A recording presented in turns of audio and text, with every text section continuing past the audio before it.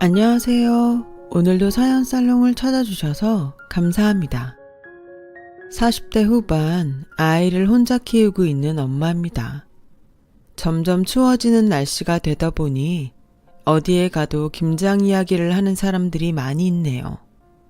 이젠 더 이상 저와는 상관이 없는 일인데 김장철이 되면 유독 떠오르는 기억이 있어 이렇게 사연을 적어보게 되었어요.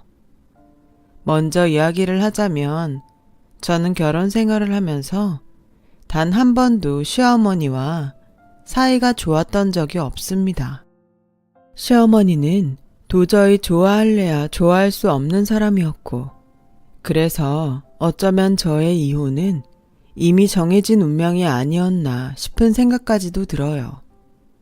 저는 어릴 때 사고로 부모님을 모두 잃었어요. 그래서 거의 고아나 다름없었죠.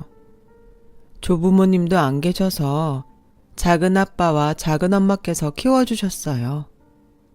말이 키워주는 거지 사실 저는 어쩔 수 없이 맡겨진 몸이었어요. 이미 작은아빠 집에는 저보다 어린 자매딸이 있었기에 거의 그림자처럼 살았어요. 작은엄마도 그렇게 나쁜 사람은 아니었는데 살림이 넉넉하지 않다 보니 당연히 객식구인 저에게까지 신경을 써줄 수 없었고, 당시 12살인 저는 그걸 서운하다고 생각하기보다 어쩔 수 없는 당연한 거라고 받아들이며 살았던 것 같아요. 제 상황이 이렇다 보니까 공부부터 하나 제대로 기회가 주어지지 않았죠. 중학교까지만 겨우 나와 고등학교는 검정고시를 봐서 제 스스로 고졸인 최종 학력을 만들었는데요.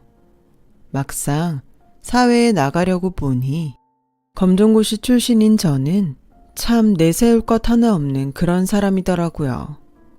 그래도 저는 욕심이 있었어요. 어릴 때의 불행은 저의 선택이 아니었잖아요. 그래서 분명 열심히 살면 언젠가는 나도 좋은 기회와 행운이 찾아올 거라고 믿었습니다. 고졸 출신으로 박봉의 임금을 받는 처지였지만 방송통신대학을 통해 대학 공부까지 했어요. 주변에서는 뭘 바라고 그렇게 아등바등 사느냐고 말하는 사람도 있었지만 글쎄요. 저는 주어진 상황에 맞춰서 되는 대로 살기보다 그래도 지금보다 나은 미래를 위해 사는 것이 더 값지다고 생각했어요. 비록 방통되지만 대졸의 자격으로 20대 후반에 드디어 작은 회사에 그래도 예전과 다른 대우로 입사를 하게 되었고, 사무실에 제 자리와 제 컴퓨터를 갖게 되었던 그날은 참 감격스럽기까지 하더라고요. 또 제 힘으로 여기까지 왔다는 뿌듯함에 제 자신이 어찌나 대견하던지. 그래서 주어진 일에 정말 최선을 다해서 일했고, 그렇게 열심히 일을 하니 3년 뒤 운 좋게도 다니던 회사보다 더 나은 조건의 회사로 이직하는 행운까지 얻게 되었어요. 그래서 그 당시 저는 제가 믿었던 대로 제가 열심히 하니 행운이 따라오는 기분이 들었고요. 앞으로도 계속 노력한 저에겐 꽃길만이 저를 기다리고 있다고 생각했고, 그 무렵 저는 이직한 회사에서 운명의 남자를 저의 사수로 만나게 되었어요. 제 전남편이었죠. 지금은 그 인연이 악연이라는 것을 알지만 그 당시에는 왜 그리 남편과 제가 운명처럼 만났다는 생각이 들었는지, 그래서 저는 아무런 의심 없이 제가 운명 같은 사랑을 하고 있다고 믿었어요.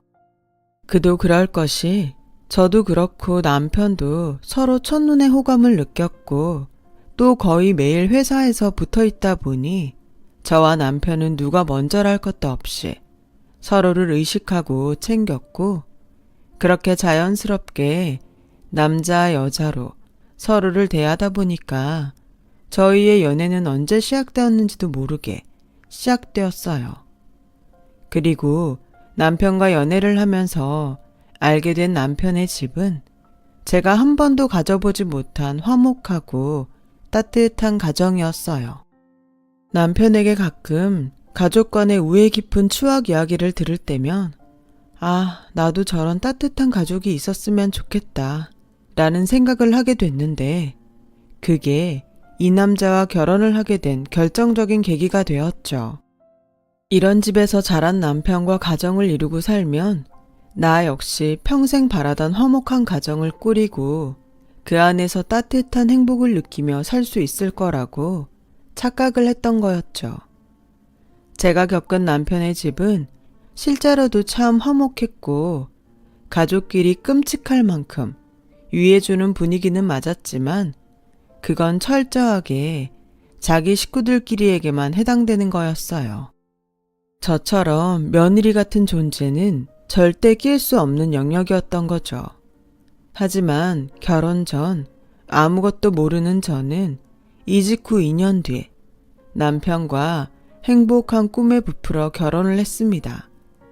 친정 부모님이 계시지 않아 시댁에서 약간의 반대는 있었지만 한 달이 조금 지나지 않아 시댁에서는 결혼을 허락해 주셨어요.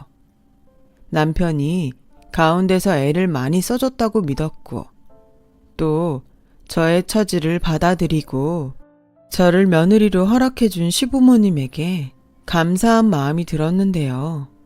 그래서인지 지금 생각하면 정말 말도 안 되는 당시 시어머니의 결혼 조건에 흔쾌히 좋다고 덜컥 약속을 해버렸어요.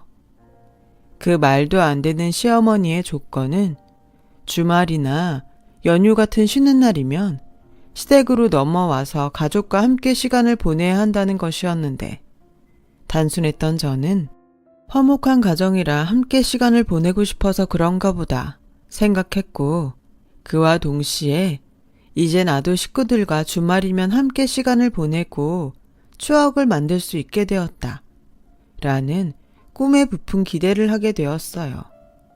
이 말도 안 되는 조건 때문에 저는 혼자 소가리를 해야 했지만요. 그리고 결혼하고 나중에 알게 된 사실로 시댁에서 반대하던 저를 받아주게 된 결정적인 이유는 중간에서 남편이 애를 쓴 것이 아니라 오히려 저에게 챙겨야 할 친정이 없으니 남편이 신경 쓸 처가가 없는 거고 또 그만큼 제가 시댁에 더 잘할 거라는 남편의 말에 마음을 바꾸게 된 거였어요. 진작에 알았다면 그때 이 결혼을 하지 않았을걸요. 그런 사실도 까맣게 모른 채 저를 며느리로 받아준 시부모님에게 감사한 마음으로 행복하다고 느끼며 결혼 준비를 했다니 참 지금 생각해도 속에서 열불이 올라오네요. 그리고 다른 며느리들도 그렇겠지만 저 역시 처음엔 착한 며느리병이라도 걸린 듯 시부모님에게 참 잘하고 싶었어요. 매일 아침 저녁으로 안부 전화는 물론이고 시어머니의 조건대로 주말이면 당연히 시댁에 가서 하룻밤 자고 또 시댁에 있을 동안은 누가 시키지도 않았는데 그렇게 제 스스로 일을 찾아다니며 노력을 했죠. 오로지 남편의 가족에게 인정받고 예쁨받고 싶다는 이유 하나로요. 하지만 호의가 계속되면 호구가 된다고 하던가요? 시어머니는 제가 와서 일하는 것을 당연하게 생각하더라고요. 금요일이 다가오면 시어머니는 당연하게 저에게 전화를 해서 주말 동안 먹을 장 봐와야 한다. 이번엔 소고기 좀 구워 먹자. 네 시아버지가 요즘 도통 입맛이 없으시단다. 라며 통보하듯 심부름을 시켰고 그에 따른 심부름값은 당연하게 주지 않았어요. 처음이야. 자식된 도리상 그럴 수 있다고 생각해서 따로 계산은 하지 않았지만 주말마다 이런 식의 심부름이 계속되니 6개월이 지나고 저도 살림을 하는 입장이라 계산을 하지 않을 수가 없더라고요. 그리고 주말을 그렇게 시댁에서 보내고 집에 돌아오면 주중에 먹을 장을 다시 봐야 하고 그렇다고 시어머니가 따로 먹을 것을 싸주지도 않으니 슬슬 부담이 되기 시작하는 거예요. 하지만 먹는 것 가지고 돈 이야기를 한다는 게 어쩐지 내키지 않았어요. 혼자만 가슴앓이를 하고 있었죠. 그러다 제가 길에서 넘어져 왼쪽 발목에 골절상을 입어 그 주말은 시댁에 갈 수 없는 일이 생기자 저의 사정을 모두 알고도 시어머니는 저를 당황하게 했어요. 너 발목이 그래서 이번 주는 못 오겠구나. 네, 죄송해요. 아니다. 일부러 다친 것도 아닌데 어쩔 수 없지 뭐. 그럼 이번 주말에 먹을 장은 찬우한테 시켜서 가져오라고 해라. 이번 주엔 모처럼 네 신우 좋아하는 꽃게탕을 한번 끓여보려고. 내가 이따가 필요한 건 목록 보내줄 테니 넌 찬우한테 전달해서 우리 집으로 가져오라고 해. 그리고 다친 건 너니까 우리 찬우는 집에서 저녁 먹여서 느지막하게 보내마. 집에 마누라가 아파서 아무것도 못 해주는데 애가 얼마나 불편하겠니? 저는 시어머니의 말을 듣고도 믿을 수가 없었어요. 생판 남이어도 저런 식으로 말할 수 없잖아요. 그때부터 저는 착한 며느리 노릇을 그만하기로 했어요. 6개월밖에 되지 않았지만 주말 동안 함께한 시댁 식구들은 어쩐지 저를 가족으로 받아주는 것도 아닌 것 같았고 그저 당신들 필요할 때 써먹으려고 하는 것 같다는 느낌을 저는 이미 느끼고 있었거든요. 그래서 좋은 명분이 생겼다고 놀란 마음을 진정하려고 했어요. 그런데 남자들이 원래 결혼을 하면 달라진다고 제가 시댁 식구들에게 태도를 바꾸니 가장 먼저 기분 나빠하는 사람이 남편이더라고요. 자기, 이제 발목도 나았고 이번 주부터는 다시 집에 가서 식구들이랑 있다 오자. 아니, 난 이제 무슨 특별한 날 아니면 당신 집에 가고 싶지 않은데. 뭐? 자기 결혼 전에 우리 엄마랑 약속한 거 잊었어? 아니, 기억해. 그런데 이런 말까지는 안 하려고 했는데 당신 집에 주말 동안 먹을 장을 보는 것도 그렇고 당신 식구들이 솔직히 나한테 함부로 하는 것도 이젠 못 참겠어. 에이, 가족이니까 편해서 그런 거지. 그리고 주말에 먹을 거 사들고 가면 우리 엄마가 좋아하잖아. 좋으시겠지. 돈 하나 안 들고 매번 드시고 싶은 거 드시는데. 뭔 또 말을 그렇게 하냐. 그깟 장 보는 돈 얼마나 한다고. 매번 계산할 때 자기도 봐서 알잖아. 20, 30만 원 훌쩍 가는 거. 그것도 한 달이면 돈 백은 돼. 아무튼 난 이제 불편해서 싫어. 가고 싶으면 자기만 가서 있다가 와. 그리고 어머님이 장 봐오라고 시키면 그것도 자기 용돈에서 알아서 해결해. 뭐? 내 용돈으로 장을 보라고? 싫어. 나 쓸 것도 없는데. 그니까 우리 쓸 것도 없는데 매번 장을 보는 건 부담스럽다고. 주말이면 매번 특별하게 드시고 싶다 하시고 또 뭐가 떨어졌다. 무슨 광고를 봤는데 좋아 보인다. 이러시면서 더 사오게 만드시잖아. 그야 우리 엄마가 자기를 딸처럼 생각하니까 편하게 말한 거지. 딸? 호구 아니고? 막말로 진짜 딸은 뭐 휴지 하나 사오기는 해? 자기 정말 정없이 계속 그렇게 말할 거야? 이러면 나도 기분 나쁘다. 원래 우리 결혼 내키지 않으셨는데 자기 받아주신 분들이잖아. 그럼 자기가 더 잘해야 하는 거 아니야? 다른 사람들 보니까 며느리가 먼저 알아서 다 하던데. 저는 이런 식으로 말하는 남편에게 결혼하고 처음으로 실망을 했어요. 대화를 하면 할수록 제가 더 부족하다고, 더 잘해야 한다고 하는 것 같았어요.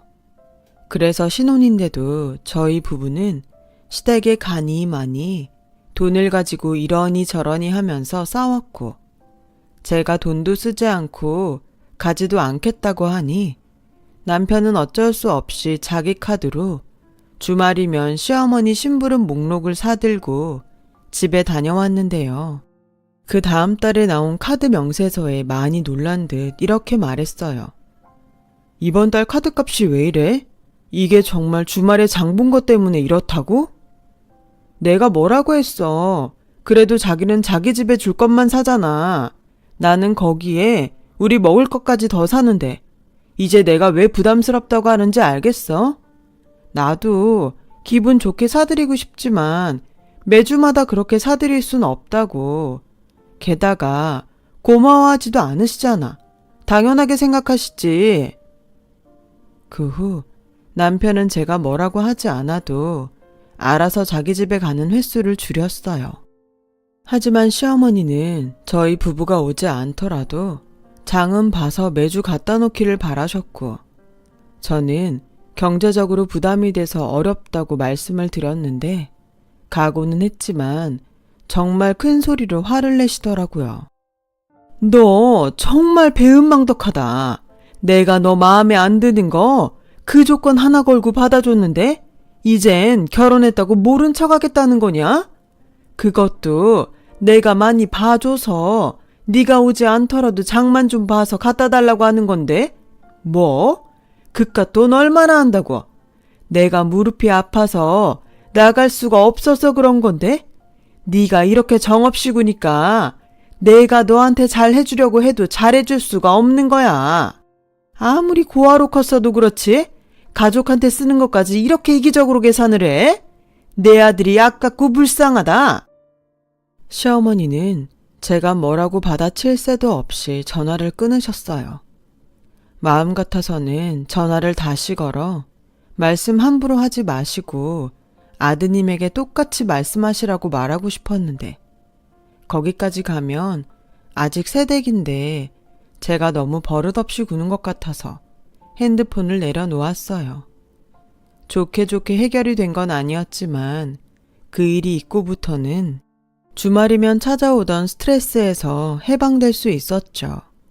그제야 신혼다운 신혼생활을 할 수 있게 되었는데요. 마음이 편해져서인지 기다리던 아이 소식이 저희 부부에게 찾아왔어요. 저는 내심 이제 손주도 생겼으니 시어머니도 예전처럼 저를 함부로 하지 않으실 거란 기대도 있었고, 그동안은 가족이라도 어쩐지 시댁에 가면 제 자신이 헛도는 느낌이 들었지만 이젠 아이도 있으니 저도 진짜 가족 같은 기분을 느낄 수 있을 거라는 또 한 번의 착각을 했어요. 너 남들 다 하는 임신했다고 유세 떨 생각은 애당초 하지도 마라. 난 우리 애들 임신했을 때도 김장 100포기씩 하고 이불 빨래도 다 직접 밟아 빨았어. 그러니까 내기에 너 임신했다고 우리 아들 부려먹을 생각 하지도 마. 알겠지? 어머니, 저 여태 임신했다고 뭐 바란 적 없는데요. 무슨 뜻에서 그렇게 말씀하시는지는 알겠는데요. 그렇게 말씀하시니 저도 기분은 나쁘네요. 어머님이 그렇게 사셨다고 해서 저도 똑같이 살아야 하는 건 아니잖아요. 어머, 얘 말하는 것 좀 봐. 그래서 뭐, 기어코 내 아들을 부려먹겠다? 네, 어머님이 그렇게 말씀하시니 저 일부러라도 그러고 싶네요. 얘 좀 봐. 여태 마음에 안 들어도 참고 있었더니 심히 무서운 줄 모르네. 너 정말 그러기만 해봐. 그리고 6개월 뒤에 내 환갑인 거 알고는 있지? 환갑은 평생에 한 번인데 나도 가족끼리 해외여행도 가고 비싼 명품도 받고 그러고 싶으니까 네가 미리 예약할 거 있으면 서두르고 알아서 준비 좀 해봐. 어머님, 아직 6개월이나 남았는데요. 그리고 아가씨는요? 왜 그걸 저희가 다 준비해요? 야, 너 며느리가 며느리 노릇도 안 하겠다는 거야? 세상에 이런 막대 먹은 며느리가 어디 있어? 너 이러려고 내가 반대해도 그렇게 살살거리며 결혼하겠다고 했냐? 아무튼 내가 너 지켜볼 테니까 그런 줄 알아. 끊어! 시어머니는 그렇게 한껏 열이 받아 신경질을 내며 전화를 끊으셨어요. 그냥 좋게 환갑 얘기만 하셔도 좋게 받아들일까 말까인데 저에겐 임신했다고 유세 떨 생각하지 말라니요. 정말 오만정이 뚝 떨어졌고, 게다가 6개월 뒤면 저의 출산일 근처라 오늘 내일 할 텐데 말이에요. 전혀 저를 배려할 생각이 없는 시어머니의 말에 쉽게 화가 가라앉지 않더라고요. 그 모습을 본 남편은 자기가 알아서 할 테니 신경 쓰지 말라고 하더군요. 그때까지는 남편이 저를 생각해서 그런 말을 했다고 생각했는데 막상 6개월이 지나 시어머니의 환갑이 임박해오자 남편은 시어머니가 가고 싶다는 대만 여행을 준비하면서 제 티켓은 끊지 않았고 멍청한 건지 아님 생각이 짧은 건지 마치 고양이 쥐 생각해주는 것처럼 이렇게 말을 하는데 정말이지 분통이 터져 저도 화를 참지 않았어요. 자기는 애가 나올지도 모르니까 집에 있어. 내가 우리 엄마랑 우리 식구 데리고 갔다 올게. 주변에서 며느리가 여행 따라가는 건 여행도 아니라고 하더라. 그래서 내가 자기 생각해서 뺐으니까 자기는 집에서 편하게 쉬어. 그리고 엄마가 갖고 싶다는 명품 가방은 공항 면세점에서 우리 카드로 살 테니까 그런 줄 알고. 뭐라고? 나 예정일도 얼마 안 남았는데 자기 식구들끼리 그것도 우리 돈으로 여행을 가겠다고? 당신 미친 거야? 왜 또 그래? 난 당신 생각해서 그런 건데. 생각? 생각 좋아하네. 제대로 정신이 박힌 사람이 이런 생각을 하니? 그리고 부모님 생일인데 왜 우리가 경비랑 명품 가방값을 다 내? 아가씨는? 걔가 돈이 어딨냐? 가만 보면 진짜 우리 식구한테 인색해. 그리고 자기 예정일은 말 그대로 예정일이잖아. 우리 엄마 환갑은 평생에 한 번뿐이고. 아무 일 없을 거니까 설레발 좀 치지 마. 지금 말 다 했어? 우리 아이가 태어나는 순간도 평생에 한 번이야. 어떻게 애 아빠가 그렇게 말을 경솔하게 해? 나는 절대 받아들일 수 없으니까 우리 아이인지 어머님인지 선택해. 유치하다는 건 알지만 저는 남편의 배려 없는 말과 행동에 그냥 참고 넘길 수 없었어요. 그래서 남편에게 한바탕 쏟아냈는데 남편은 이런 저의 말에도 자기 엄마 환갑이 더 중요하다며 새벽에 쥐두새도 모르게 공항으로 가버렸어요.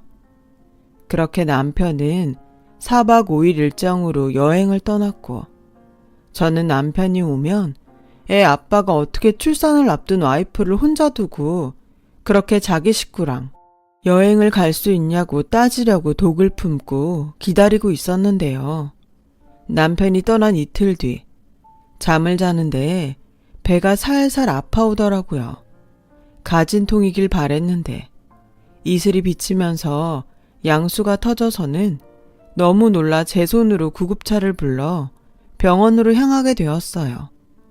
예정일보다 딱 일주일 앞둔 날이었는데 그렇게 저는 새벽에 남편도 없이 딸아이를 출산하게 되었어요. 출산의 고통과 남편에 대한 서러움에 펑펑 울면서 아이를 낳았던 기억이 지금도 내 머리에 각인된 듯 아주 생생해요. 뒤늦게 여행 일정을 다 마치고 산부인과로 온 남편은 자기도 미안하고 민망한지 애가 성질도 급하다.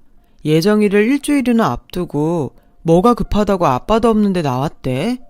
벌써부터 이렇게 말을 안 들으니 걱정이다. 라며 막말을 짓거렸고 시어머니는 아휴 알고는 있었지만 이왕 나올 거 고추라도 달고 나오지. 은근 바라고 있었는데 이렇게 할미 마음도 몰라주네. 라며 끝내 저에게 미안하다 수고했다라는 말은 하지 않으셨어요. 그때부터였던 것 같아요. 제 마음속에 이혼이란 두 글자가 새겨진 것이요. 저도 그렇지만 태어난 아이조차 이들에겐 자기 식구가 아니더라고요. 자기들은 여행 가서 뭐가 그리 즐거웠는지 출산 때문에 아픈 저를 신경도 쓰지 않고 찍은 사진이며 기념품을 꺼내 시시덕거리며 웃는데 저는 성질이 났어요. 그래서 웃는 얼굴로 비아냥거리며 말을 했어요. 여행 다녀와서 피곤하실 텐데 그만 가보세요. 어차피 여기 있다고 뭐 하실 일도 없으시잖아요. 어머, 쟤 삐쳐서 말하는 태도 좀 봐. 그래, 그럼 우린 갈란다. 여보, 일어나요. 그래도 애 얼굴을 보고 가야 하지 않겠어? 명색에 우리가 조부모인데. 에이, 보기 뭘 봐. 살면서 손녀딸 얼굴 실컷 볼 텐데. 그럼 당신은 애 얼굴 보고 오던가요? 난 피곤하고 제 꼬라지 보기 싫어서 갈래요. 찬우 넌 여기 있을 거야? 어차피 너도 여기서 할 일 없을 텐데. 집에 가서 밥이나 먹고 쉬자. 엄마, 그래도 나는 여기 산부인과 직원들이 얼마나 많아. 밥도 알아서 주고. 아휴, 나 때는 이런 병원에서 애 낳는 건 꿈도 못 꿨는데. 넌 좋겠다. 내 아들 돈으로 이런 호사를 누리고. 너 내일 조리원인가 뭔가도 간다며? 요즘 애들은 애 하나 낳으면 기둥뿌리를 뽑으려고 그러나? 아우, 아까워. 어머니, 아까워하지 마세요. 그 돈 제가 번 돈으로 이미 결제 다 마쳤어요. 당신도 이제 와서 여기 있다고 뭐 하나 도움되는 거 아니니까 어머니 따라가. 뭐 영영 안 와도 상관없어. 저는 시어머니의 태도에 화가 나서 계속 말을 비꼬아서 했고 시어머니의 얼굴은 열이 받았는지 점점 빨갛게 변했는데 그때 나름 눈치 빠른 남편이 이대로 있다가는 고부간의 싸움이 벌어질 것 같으니 얼른 자기는 내일 다시 오겠다고 자기 식구들을 모두 데리고 병실을 나갔어요. 그러자 제 마음은 또 속에서 불꽃이 튀는데 저도 저의 기분을 잘 모르겠더라고요. 만약 남편이 자기는 남겠다고 말을 했어도 그것이 달갑지 않고 또 이렇게 제 눈앞에 사라지는 것도 마음에 들지 않으니 이래저래 저만 성질이 나서 그날 저녁 잠도 한숨 제대로 자지 못했네요. 보통 임신했을 때 서운했던 마음은 평생 간다고 하는데 저는 그 일로 남편과 시댁에 완전히 마음을 닫게 되었어요. 그냥 할도리 외에는 욕을 먹더라도 하지 말자고 다짐을 했는데요. 때마침 아이 때문에 어쩔 수 없이 회사를 그만둔 저에게 시어머니는 걸핏하면 당신이 어디가 아프니 병원에 가자. 또 집에 와서 일 좀 하라며 저를 불러대는 겁니다. 그래서 저는 애 핑계를 대며 못 간다고 번번이 거절을 했고 제 예상대로 자기 어머니한테 무슨 소리를 들었는지 남편이 저에게 뭐라고 하더군요. 자기, 요즘 집에서 놀면서 우리 엄마가 불러도 꼼짝도 안 한다며. 어떻게 며느리라는 사람이 그러냐? 집에서 논다고? 애 보는 게 얼마나 힘든데 오죽하면 내가 회사를 다 그만뒀겠어. 막말로 다른 집은 시어머니가 애 봐주셔서 며느리들 회사만 잘만 다니는데 나야말로 경력 단절에 독박 육아로 몸도 마음도 힘들어. 그래, 말을 말자. 애당초 친정 없는 자기 환경 탓을 해야지. 자기는 생각부터가 틀려먹었어. 뭐라고? 내가 참고 또 참았는데 당시야말로 배불러서 출산 일주일 앞둔 와이프 두고 해외여행을 가고 싶냐? 게다가 어머니 명품 가방값 내느라 얼마나 힘들었는 줄 알아? 당신은 기분만 내고 왔지 뒷수습은 하나도 안 했잖아. 내가 뭐 당신 집 좋으라고 희생하라고 결혼했어? 그게 언제적 얘긴데 하냐? 그리고 우리 결혼 당신도 원해서 한 거야. 누가 들으면 나랑 우리 식구들이 제발 결혼하자고 애원한 줄 알겠다. 그리고 당신이 잘해봐라. 나도 그렇고 우리 식구들이 자기한테 얼마나 잘하겠냐? 이게 다 자업자득이야. 자업자득이라뇨? 남편 말에 입이 턱 하고 막혔어요. 그리고 그 말은 꼭 되갚아주겠다고 다짐을 하면서 거의 혼자 아이를 키워냈습니다. 그러는 사이 남편과 시댁에선 저를 아예 은혜도 모르는 막돼 먹은 사람으로 여기며 이젠 부르지도 뭘 바라지도 않길래 저도 오히려 잘 됐다고 생각하며 살았어요. 그렇게 10년이 지났고 여전히 시댁에선 저를 쥐밖에 모르는 괘씸한 며느리로 여기며 뒷말은 물론이고 명절이면 앞에서도 대놓고 뭐라고 하더군요. 저와 남편은 크게 부딪히진 않았지만 물과 기름처럼 섞이지 못한 채 무늬만 부부로 지내고 있었어요. 제가 바란 결혼은 결코 이런 건 아니었는데 저 혼자 바라고 노력한다고 될 일도 아닌 것 같고 행복하고 화목한 가정은 포기한 채 아이가 초등학교에 입학할 무렵에는 동네에서 꽤 평판이 좋은 카페를 인수해 영업을 하기 시작했어요. 왜 여자들은 그런 로망이 있잖아요. 자꾸 예쁜 카페 하나 차려서 하고 싶은. 저한테도 그런 로망이 있었기에 그동안 퇴직금과 나라에서 나오는 육아지원금을 쓰지 않고 펀드와 주식으로 조금씩 돈을 불려 나가고 있었어요. 대출도 조금 받아 보태서 지금의 카페를 인수하게 되었는데 이미 단골 손님도 많고 동네에서 엄마들이 아이를 어린이집과 학교에 보내고 종종 모이는 장소가 되어서 장사는 그럭저럭 잘 되고 있어요. 제가 예전에 회사에 다니면서 벌던 수입보다는 확실히 많이 벌고 있었죠. 이혼이라는 두 글자를 가슴에 품고 살았지만 크게 부딪히는 일이 없으니 그냥 사라졌던 것 같은데 문제의 사건이 터지고 말았어요. 10년 전 당신의 환갑이라며 그런 일을 만든 저희 어머니셨기에 당신의 한 번 있는 칠순을 이번에도 그냥은 넘어갈 수 없으셨고 게다가 이젠 제가 돈도 제법 버는 것 같으니 또 은근 저에게 당신이 바라는 칠순 생일을 이야기하시더라고요. 그것도 아주 교묘하게요. 요즘 장사는 잘 되니? 코딱지만한 가게라 돈이나 안 까먹으면 다행이다 생각했는데 역시 물장사가 돈이 된다고? 너 제법 번다며?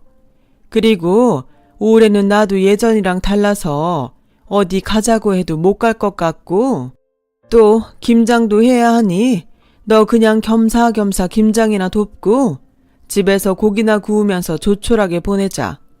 남들은 뭐 칠순잔치도 하고 가족 사진도 찍고 선물도 받고 그런다지만 난 다 됐다. 그냥 용돈이나 넉넉히 줘라. 사람이 나이가 먹으니 무력도 없어지네. 아, 무력이 없으세요? 저는 어이가 없어서 웃음이 나왔어요. 그러자 시어머니는 저를 빤히 쳐다보더라고요. 저는 알겠다고 대답을 했어요. 그런데요, 너무 웃기지 않나요? 무력이 없는데 대놓고 돈이나 넉넉히 달라니. 그래서 웃음이 나왔는데 어찌됐건 제 속마음을 모두 이야기할 수 없으니 대충 둘러대며 이번 칠수는 편하게 넘어가겠구나 마음을 놨어요. 하지만 제가 너무 쉽게 생각한 탓인지 시어머니의 생신날 문제는 일어나고 말았죠. 그날은 카페 문도 닫고 하루 종일 김장을 도우며 거의 저 혼자 일을 다 하다시피 하고 있었어요. 아무리 미운 시어머니라지만 부모님 칠순이잖아요. 저녁 식사를 마치고 당신이 바라던 용돈 봉투를 내밀자 봉투에서 액수를 확인한 시어머니의 얼굴이 시뻘개지셨어요. 그리고는 뭐가 그렇게 화가 났는지 씩씩거리며 저에게 돈 봉투를 집어 던졌고 급기야 제가 하루 종일 힘들게 담근 김장김치도 모조리 싱크대에 쏟아버리는데 저는 물론이고 저희 아이와 남편 그리고 시아버지 시누이까지 모두 깜짝 놀랐죠. 그러자 시어머니는 정확히 저를 손가락으로 가리키며 성질을 냈어요. 야, 내가 지난번처럼 해외여행을 가자고 한 것도 아니고 비싼 명품을 사달라고 한 것도 아닌데 너 꼴랑 봉투에 500만 원 들고 왔니? 너도 참 염치가 없다. 너 지금 나 무시하는 거야? 적어도 큰 거 한 장은 넣어왔어야지. 저는 어머니한테 혼이 나면서 넋이 잠깐 나갔던 것 같아요. 이게 제가 혼날 일이 맞긴 한 건가요? 원래 다른 집에서도 칠순에는 모두 1,000만 원씩은 용돈으로 드리고 있는 걸까요? 저는 다 해주고 욕을 먹는 저의 처지가 말도 안 된다는 생각이 들어서 시어머님이 던진 돈봉투를 획 집어 다시 가방으로 넣었어요. 그러자 시어머니는 눈이 횟가닥 돌아 저에게 김장김치를 던지는데 그 김치가 하필이면 제가 아닌 시누이의 얼굴에 튀었어요. 그러자 아이씨, 이게 뭐야? 새언니는 왜 돈을 그것밖에 안 줘서 이 난리를 만들어요? 지난번 환갑에도 돈 500은 넘게 썼겠네. 아가씨, 말 잘했네요. 그러는 아가씨는 어머니 환갑 때 그리고 지금 칠순 선물 뭘로 했어요? 꼴랑 케이크 하나 사와놓고 그게 저한테 할 소리예요? 그야 저는 월급이 얼마 안 되니까 언니네는 오빠도 벌고 언니도 벌잖아요. 그리고 원래 장남이면 당연히 그렇게 하는 거 아니에요? 그래요. 그렇게 말하는 거 보니까 아가씨는 당연히 시집 가면 시어머니에게 돈 1,000만 원씩 용돈으로 드리겠네요. 그렇죠? 그야, 전 장남이랑 결혼 절대 안 하죠. 장남인 우리 오빠랑 결혼한 건 언닌데. 이제 와서 뭘 탓해요? 그치, 엄마? 시끄러. 아유, 내 팔자야. 인생에서 한 번뿐인 칠순을 이렇게 보내다니. 내가 정말 창피해서 살 수가 없네. 아무리 지가 부모가 없어도 그렇지? 어떻게 나한테 돈 500만 원 주고 먹고 떨어지라고 할 수가 있어? 못돼 처먹은 년? 저는 주방 바닥에서 곡소리를 내며 우는 시어머니를 보고 남편 얼굴을 쳐다봤어요. 그러자 남편과 저는 눈이 마주쳤는데 이 남자가 저를 보고 인상을 팍 구기더군요. 말은 하지 않았지만 이 남자 역시 자기 동생처럼 제가 돈을 적게 줘서 이 사단을 만들었다고 생각하는 것이 분명했어요. 그래서 저는 때가 되었다고 생각했습니다. 조용히 가방에서 오래전에 쓰고 부적처럼 들고 다녔던 봉투를 하나 꺼내 폭풍 오열을 하는 시어머니 앞에 내려놓았어요. 그러자 시어머니는 우시다 말고 봉투를 열었고 다른 가족들은 진작에 그러지 하는 얼굴로 낄낄거리며 앉아있는데 제가 건넨 봉투에 들어있던 것은 이혼 서류였거든요. 시어머니가 서류를 꺼낸 순간 모든 식구들은 뜻밖의 전개에 놀랐는지 입을 떡하고 벌리고 다물지 못하더군요. 그래서 저는 이때다 싶어 시어머니가 던지고 남은 김치를 모두 바닥에 패대기 쳤는데요. 그 모습에 시어머니는 마치 저를 죽일 듯 놀아보며 큰 소리로 야, 너 지금 뭐 하는 거야? 왜요? 이거 전부 안 드시려고 그런 거 아니셨어요? 어머님이 하도 제가 담근 김치를 함부로 하시길래 저도 따라 해봤어요. 저는 그렇게 말하고 싱크대에 버려진 김치를 손에 들고 하나는 남편에게 또 하나는 시누이에게 던졌고 제가 던진 김치를 뒤집어 쓴 남매는 똑같이 짜증을 내며 욱하는데 저는 보란듯이 이렇게 말하고 딸아이를 데리고 그 집을 나왔어요. 여기 있는 사람들 중 저를 한 번이라도 식구로 생각하신 적 있으신가요? 그래놓고 무슨 일만 있으면 저한테 요구하고 불러서 제 손 빌리는데 이젠 정말 더러워서 못 해먹겠어요. 저 이 사람하고 헤어지면 남남이고 이제 나한테 함부로 하면 김치가 아니라 더한 것도 던져서 떡칠할 수 있으니까 저 함부로 건드리지 마세요. 아시겠어요? 사람이 사람한테 호의를 베풀면 고마운 줄은 몰라도 바보라는 생각은 하지 말아야지. 어째 이 집안은 하나같이 인성들이 다 그 꼬라지입니까? 저는 그렇게 시댁을 나와 아이를 태우고 차에 시동을 걸었어요. 그러자 어쩐지 속이 후련해서 기분이 좋아지더군요. 그때 대충 얼굴과 옷에 묻은 김치를 닦아내고 남편이 따라 나오더라고요. 왜 나와? 오늘부로 당신은 내 남편이 아니라 어머님 아들이야. 당신 어머님한테 전해드려. 당신 아들 내가 기꺼이 반납하겠다고. 당신 진짜 이렇게까지 할래? 오늘 우리 엄마 칠순이잖아. 그래, 난 그 돈 500도 진짜 힘들게 준비했어. 당신이 500 더해서 1000만 원 만들어주지 그랬니? 난 이 꼴을 당할지도 모르고. 그래도 부모님 칠순이라고 하루 종일 김장하고 생일상 차리고 그 쇼를 다 했는데 뭐? 못돼 처먹은냐? 그래, 당신 화난 거 이해해. 그래도 오늘은 무조건 당신이 죄송하다고 해. 어른이잖아. 어른이면 어른답게 구셔야지. 9살짜리 애도 보고 있는데 그게 할 짓이야? 됐고, 난 당신 어머니 생신 선물로 당신 반납했으니까 이혼 서류 작성해서 법원에서 봐. 당신 짐은 택배로 보내줄게. 집은 재산 분할할 때까지 내가 쓰고. 그 정도는 할 수 있지? 따지고 보면 그동안 돈천이 아니라 당신 집에 내가 어근 썩겠다. 저는 그렇게 말하고 운전을 해서 아이와 집에 왔어요. 아이에게는 엄마가 못 볼 걸 보여준 것 같아 창피하고 미안해서 어떤 말을 어떻게 시작해야 할까 망설였는데 딸아이가 먼저 제 마음을 알고 다가왔고 이렇게 말해줬어요. 엄마, 나는 괜찮아. 나도 평상시에 할머니랑 아빠가 엄마한테 너무하다고 생각했어. 오히려 엄마가 너무 참아서 바보 같다고 생각했는데 오늘 우리 엄마 진짜 짱 멋있더라. 저는 그 말에 뭐라고 대답할 수가 없어 딸을 꼭 끌어안고 왈칵 쏟아지는 눈물을 참았는데 그날 밤 시어머니가 전화를 걸어오더군요. 야, 네가 이렇게 지금 생쇼한다고 내가 눈 하나 깜짝할 줄 알아? 내가 너 동네에서 장사 못하게 아주 개망신을 줄 거야. 한번 해보세요. 그럼 저는 뭐 가만히 있나요? 저도 그동안 당한 거 동네방네 떠들고 다닐게요. 어렵지도 않아요. 저희 카페에 말 많은 아주머니들 많은데요. 거기에 떠들고 내친 김에 인터넷에도 올려보죠. 저 진짜 많이 참았어요.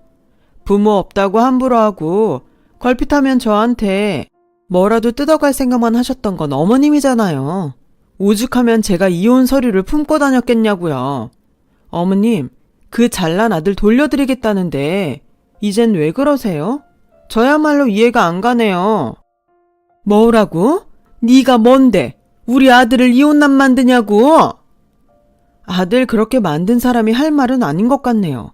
그리고 제가 싫으면서 이렇게까지 말하는 이유도 모르겠고요. 저는 그냥 미움이나 받으면서 일하고 돈이나 내놓으라는 건가요? 그런 거예요? 무슨 그런 못된 심보가 있어요? 이혼 서류를 던지고 온 마당에 이젠 참을 이유가 없었죠. 내키는 대로 모두 쏟아냈어요. 그리고 한 달이 지나도 남편은 이혼 서류를 작성해주지 않았어요. 이렇게 있다가는 흐지부지 될 것 같아 저는 제 발로 변호사를 찾아가 이혼 소송을 걸었네요.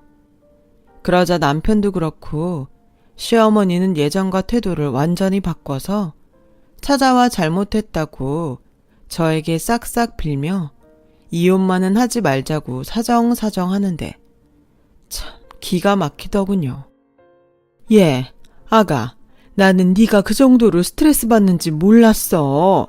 그냥 내 식구라 편하게 투정 부린 거였는데 미안하다. 내가 다시는 안 그럴게. 네가 원하면 나 안 보고 살아도 된다. 그냥 아들 하나 없다고 생각할게. 자기야, 미안해. 난 그냥 자기가 조금만 더 노력해주면 되는데 그게 안 되니까 안타까워서. 왜들 그래? 그렇게 못마땅하고 못 잡아먹어서 안달하더니. 아, 내 카페가 좀 장사가 잘 돼 보여서 이젠 그게 아까운 건가? 재산 분할 정확히 하고 받을 거, 줄 거 주고 제대로 깨끗하게 정리할 거니까 괜한 마음에도 없는 헛수고하지 말고 돌아가세요. 당신도 얼른 당신 어머니 모시고 돌아가. 저는 살다 이런 날도 다 있구나 속으로 생각했어요. 그런데요, 시어머니가 하신 다음 말이 참 어이가 없었네요. 그럼 너 그때 준 돈 500만 원 다시 줘라. 너 그거 내 생일 선물이잖아. 줬다 뺏는 게 어딨니? 이왕 갈라서는 거 계산은 분명히 하자.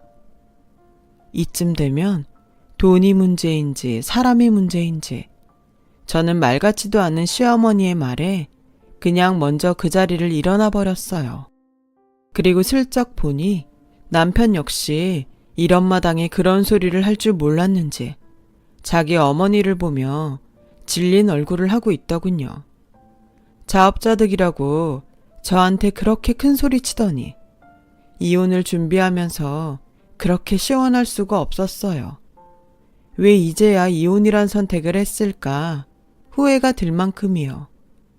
그리고 저의 선택은 조금 늦었지만 저에게 다시 행복이란 만족감을 주었고 단란하고 따뜻한 가정을 이루고 싶다는 저의 소망도 저희 딸 덕에 이룰 수 있었어요. 둘뿐이라 그런지 저와 딸은 다른 모녀 사이와 다르게 사춘기 시절 신경전도 없이 서로에게 끔찍했죠. 그러다 보니 둘뿐인 가족이라도 저희는 충분히 행복하고 따뜻하더라고요. 고맙게도 제가 하던 카페 운영이 잘 돼서 5년 전 저는 바로 옆 동네로 공간 확장을 했습니다. 직원도 두면서 장사를 하게 되었는데요. 여전히 단골 손님과 또 카페 분위기가 좋다는 입소문으로 제법 손님이 많이 찾아와 주셔서 감사하게 잘 지내고 있어요. 언제까지고 잘 될 거라는 확신은 없지만 그동안 그렇듯 제가 열심히 살면 저도 저희 딸도 행복하게 지낼 수 있겠죠. 요즘 힘든 자영업자분들이 많은데 부디 내일은 그리고 내년에는 행운과 행복이 가득하길 같은 자영업을 하는 사람으로 바라고 또 바랍니다. 지금까지 제 이야기 들어주셔서 감사드려요. 여러분들 항상 건강하시고 행복하세요. 여러분, 사연 댓글에 응원과 현명한 조언 부탁드려요. 좋아요와 구독은 저에게 큰 힘이 됩니다. 오늘도 좋은 일 가득하세요.